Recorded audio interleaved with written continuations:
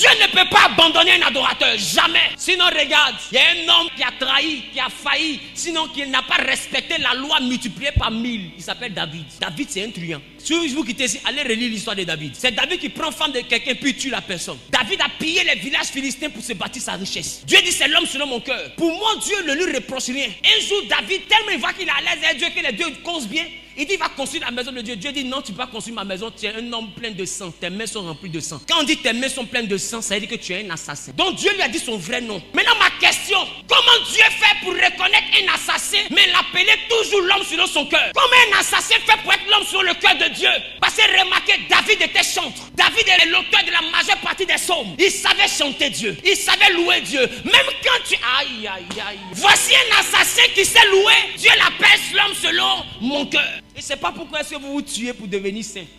Il ne faut pas te tuer pour devenir saint. Il faut te tuer pour essayer d'être saint. Parce que devenir saint, là, mets dans ta tête que tu ne vas jamais réussir. Il y a un seul qui est saint, il est sur le trône. Ce que lui veut voir de toi, c'est ton effort. Voilà pourquoi dans la loi, qui est sa parole, qui nous condamne, il a mis une clause qui dit 7 fois le juste tombe. Parce que le juste, ce n'est pas celui qui reste debout seulement. Le juste, c'est celui aussi qui va tomber. Donc Dieu, par jurisprudence, met une clause pour dire, même quand le juste tombe, il dit 7 fois le juste. C'est-à-dire que ce n'est pas parce que tu es tombé que tu n'es plus juste. Il dit 7 fois le juste tombe, mais il se relève. Il ne se relève pas injuste, il se relève juste. Ça veut dire qu'il tombe juste.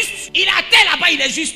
Quand il se relève, il est encore juste. Il n'y a pas un moment de sa chute où il a arrêté d'être juste. Le problème, c'est que tu penses que Dieu te rejette. Dieu ne te rejette pas, c'est ta conscience qui t'éjecte. C'est ta conscience qui te fait comprendre que Dieu ne peut pas te pardonner. C'est ta conscience qui te fait croire que ce que tu as fait est trop grave. Il y a des gens d'un pays là, un pays vers le Pakistan, l'Afghanistan, le Turkistan.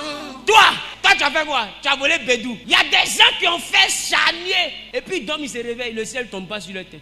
Qu'est-ce que Dieu ne peut pas pardonner? Je suis venu dire à quelqu'un, même si tu avais commis une erreur, arrête d'aller chez un homme de Dieu. C'est ça ce qui montre que ta conscience t'éjecte du système de Dieu. C'est que tu as fait un avortement 2 fois depuis 2006. Mais tous les pasteurs que tu t'envoies, tu dis, hey, je ne fais pas enfant. C'est parce que j'ai fait avortement. Tu ne fais pas enfant. C'est pas que j'ai fait avortement. Est-ce que tu sais que depuis 2006, depuis que tu as dit Seigneur, pardonne-moi, lui il a oublié. C'est toi qui n'as pas encore oublié. C'est dans ta conscience que c'est encore écrit. Je vais te dire une chose. Quand nous, notre Dieu pardonne et puis il laisse tomber. Il ne revient pas là-dessus. Il pardonne et son sang te justifie. C'est pourquoi je vais dire à quelqu'un, le plus important n'est pas ce que tu as fait. Le plus important, c'est ce que tu vas faire. Ou bien ce que tu fais. La femme était appelée prostituée, mais Jésus lui a dit, va et ne pêche plus. C'est-à-dire que ton grade de prostituée, là, c'est maintenant qu'on te dégrade. Je vais annoncer à quelqu'un, peu importe ce dont tu t'es rendu coupable, notre Dieu a un cœur grand comme ça pour te pardonner. Si seulement tu te tiens debout, tu mets la main droite sur ton cœur. Et puis tu dis sincèrement, Seigneur, pardonne-moi toutes mes fautes.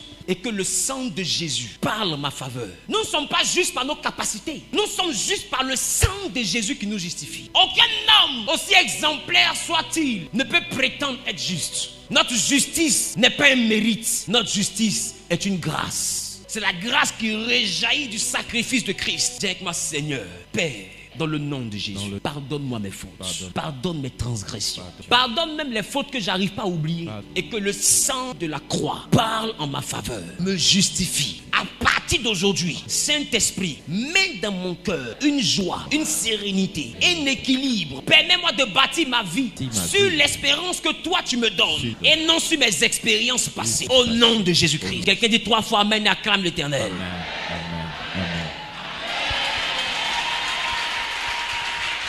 Dis à ton voisin, c'est fini. À partir d'aujourd'hui, il ne faut plus partir dire à quelqu'un, hey, tu es Patrick, c'est pas, t'es parti chez un féticheur. Dis avec moi, c'est fini. C'est fini. Et c'est ce qui fait la force de la vie chrétienne. Et ce qui fait que beaucoup n'arrivent pas à accepter la vie chrétienne. Parce que